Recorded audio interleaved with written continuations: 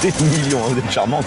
Vous voyez ce que ça fait déjà 1 million, Armina? Où est l'argent? Où est l'argent? C'est mon peu de mort, c'est rien ici. En fait, j'ai retiré de l'argent. Amis, ouvrez vos cœurs, non n'ayez pas peur, l'argent ne fait pas le bonheur. Shut up and take my money. Ouais, rebonsoir Félix Panguero, on va parler de l'attractivité du rugby. Le rugby doit-il être modifié au nom de l'attractivité? La loi Dupont, les séances de ping-pong au pied, la défense des mauls. World Rugby a pris et va prendre des décisions pour rendre le rugby plus attractif. Félix Panguero, est-ce que vraiment c'est ce qui est en train de se passer selon toi? Ah oui, c'est clairement ce qui est en train de se passer. On le voit, World Rugby se penche sérieusement sur la révision de tout un tas de règles qui sont des règles importantes de ce jeu pour l'instant. Je crois que le rugby n'échappera pas à des changements en profondeur dans les années qui arrivent, parce que au-delà de ça et des règles, de l'évolution des règles que tu as citées, il y a un enjeu majeur qui est la règle du plaquage qui est lié à l'enjeu des commotions. On a vu notre cousin éloigné du football américain avoir de vrais soucis majeurs aux États-Unis avec des parents qui ont eu une désaffection pour ce jeu et qui voulaient plus y amener leurs enfants parce que c'était considéré comme trop accidentogène. Et donc il y a tout un tas de règles en tous les cas qu'il va falloir faire évoluer rapidement. La difficulté pour le rugby aujourd'hui, c'est de garder sa dimension attractive de spectacle, parce que on est clairement un sport de gladiateurs des temps modernes, je le dis souvent, mais on est le seul sport de combat collectif. Il y a quelque chose de très beau en ça, mais malgré tout, depuis l'avènement du professionnalisme, l'évolution de la préparation physique, on a des gabarits qui sont assez hors normes, et il faut composer avec ça. Alors il faut de l'intensité, il faut des chocs, il faut des contacts, parce que c'est aussi ce qui fait au public et aux téléspectateurs, mais dans la mesure de la préservation de l'intégrité des joueurs. Ça, c'est le premier enjeu.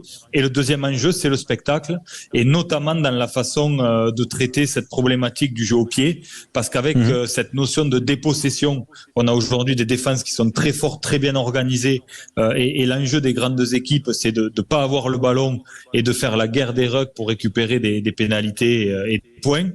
Et donc, ça, c'est aussi un enjeu du moment en termes d'évolution de règles. C'est un enjeu important, justement, atteindre un nouveau public, peut-être moins spécialiste. Est-ce que c'est primordial économiquement pour le rugby? De quitter un peu l'aspect ultra spécialiste, parce qu'on sait que c'est un sport qui est généralement consacré aux initiés. Il faut quand même un petit peu comprendre les règles, et Dieu sait qu'il y en a des milliers. Mais comment accrocher comme ça d'un coup d'un seul le grand public, le faire adhérer à ce sport? Est-ce que c'est vraiment économiquement un axe primordial de la réflexion de World Rugby? C'est la question que je me pose. J'invite évidemment tout le monde autour de la table à en discuter. Félix Panguero. Philippe, qu'on va retrouver dans un instant, apparemment. Antoine Mazère, qu'est-ce que tu en penses? Est-ce que je suis désolé, on avait été coupé, messieurs. Je disais, rendre le rugby vraiment grand public, moins spécialisé, peut-être beaucoup plus accessible. Est-ce que économiquement, il en va du développement du rugby? Est-ce que ça, c'est vraiment un axe majeur, voire primordial pour le rugby, selon World Rugby? Bien sûr, bien sûr. Aujourd'hui, un des enjeux majeurs, c'est l'homogénéité géographique. Pour ça, il faut d'une part qu'il y ait plus de joueurs, donc que les règles soient plus compréhensibles et que les parents aient envie d'amener leurs enfants au rugby.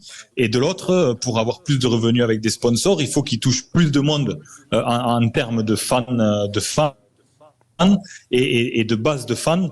Et en ça, c'est vrai qu'il doit se réguler dans sa compréhension des règles. Parce que même quand on connaît assez bien le rugby, ce qui est a priori notre cas, on se perd quand même régulièrement dans l'évolution des règles. Et preuve en est, la fameuse loi Dupont dont on parle, il faut que ce soit un joueur pas tout à fait comme les autres, qui passe des heures à éplucher les règlements pour voir comment quelque part les tordre et les utiliser à son avantage, et pour amener le débat qu'on est en train d'avoir aujourd'hui. Donc forcément, c'est une jurisprudence, mais il y en a beaucoup d'autres. Après, je le disais, ce qui est intéressant, aujourd'hui, moi, j'ai travaillé avec une société spécialisée dans la data, mais la data au service des institutions pour l'évolution des règles. Et notamment, cette société travaille justement sur l'analyse de l'évolution du jeu au pied en rugby depuis la première Coupe du Monde en 87. Finalement, on se rend compte que le jeu au pied est moins utilisé aujourd'hui qu'à une certaine époque, mais en l'occurrence, il y a encore des moments et des assimilations de règles comme celles qui est en ce moment. Non, mais je suis tout à fait d'accord, Philippe. Et c'est vrai que regardez à nouveau un match de 87, vous allez voir, il y a du jeu au pied, quand même qui pique un petit peu les yeux. Moi, je me pose la question, est-ce que World Rugby est en train pourquoi est-ce que c'est vraiment du ressort de World Rugby de prendre ce genre de décision? Est-ce que par exemple il y a des pressions de fonds d'investissement comme CVC, comme Silver Lake qui ont mis de l'argent dans ce sport? Est-ce que ces fonds d'investissement, eux veulent évidemment être rentables, donc mettre la pression sur les règles? Est-ce que là l'argent est en train d'arriver dans le cahier des règles? Non, sincèrement, ils interviennent notamment dans tout un tas d'enjeux, notamment dans l'évolution des calendriers, dans la façon de créer de nouvelles compétitions. Ça oui, sur la façon de mondialiser le rugby. Par contre, sur l'évolution des règles, sur l'évolution des règles, c'est a priori non, mais je suis donc pour le coup là, t'es vraiment formel là-dessus, toi, Philippe.